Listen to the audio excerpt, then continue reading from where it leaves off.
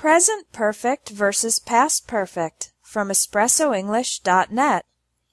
Both the present perfect and the past perfect talk about something that happened before a point in time, called the reference point.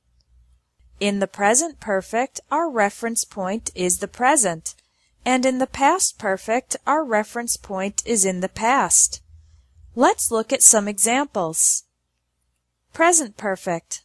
I have been to Japan twice. You can see that our reference point is the present, and the two trips to Japan are in the past. We don't know exactly when, but they happened before the reference point, before the present. Past perfect. I had been to Japan twice by the time I was 10 years old. In this case, our reference point is in the past.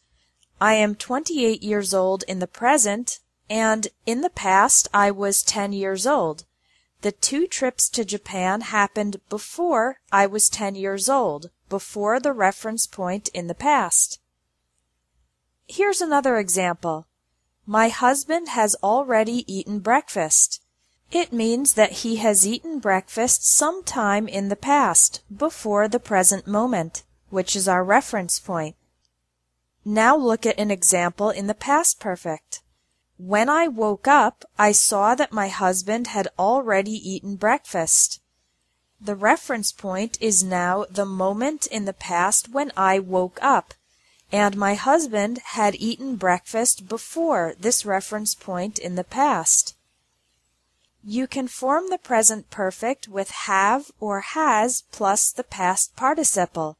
I have been. He has eaten. Form the past perfect with had plus the past participle. I had been. He had eaten. In spoken English, it's very common to use the short form. In the present perfect, I've been and he's eaten. And in the past perfect, I'd been and he'd eaten. For a fast way to improve your English grammar and vocabulary, get the ebook 100 Common Errors in English, available at EspressoEnglish.net. Thanks for watching English Tips from Espresso English. If you liked this video, please share it.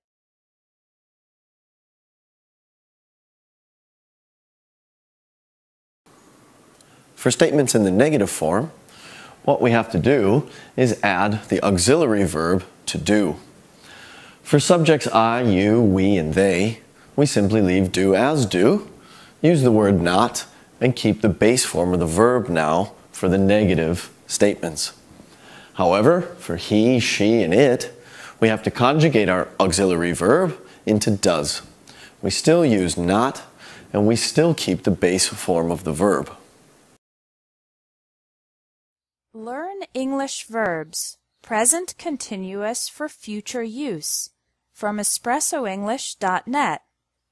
Most students learn to use the present continuous for actions happening at the current moment. For example, I'm studying English right now. And use will or going to for future actions. For example, I'm going to take an English test tomorrow. But did you know that you can also use the present continuous to talk about the future?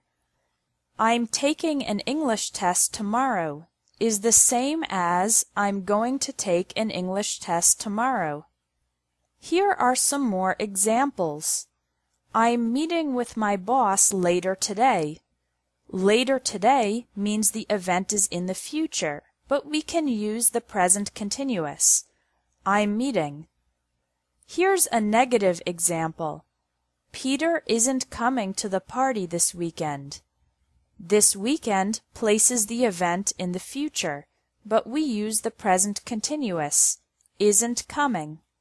We can also use the present continuous for the future in questions.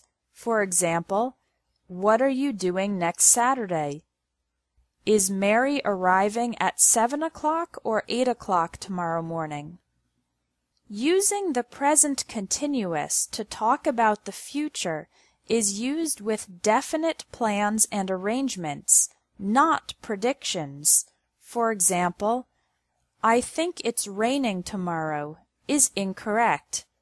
For a prediction that is not yet definite, use will or going to. The correct sentence is, I think it's going to rain tomorrow. The present continuous for the future is often used with these words: later, tonight, tomorrow, or this weekend, next week, next month, next year, on Monday, on Tuesday, etc., in July, in August, in September, etc. Thanks for watching English Tips from EspressoEnglish.net.